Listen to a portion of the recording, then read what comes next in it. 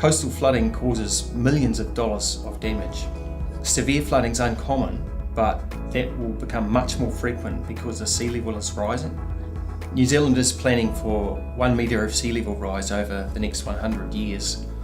This creates a ticking time bomb for some communities living close to the coast. For example, in Auckland, in January 2011, a storm occurred at the same time as very high tides, and that caused widespread flooding, closed the motorways, and resulted in millions of dollars of insurance claims.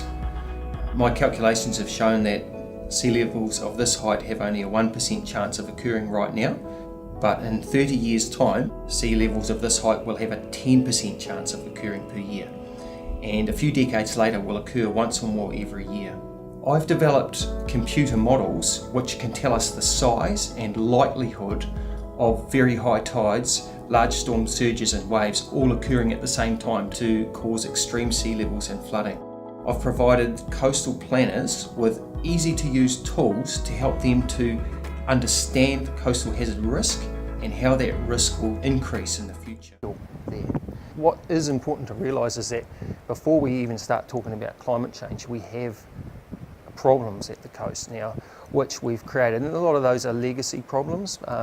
We built in places where we didn't necessarily understand the science behind coastal processes. And going forwards, what we need to make sure that we do is understand that science and make sure that that science is built into our decision making.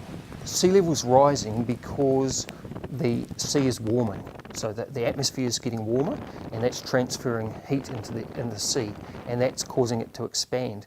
So even if we stopped warming the atmosphere, we would continue to see that effect for several centuries from now. So we can't stop it, it will continue, but the rate at which it rises will depend on greenhouse gas emissions. We plan for around 1 metre of sea level rise over the next century, but it could be smaller or larger.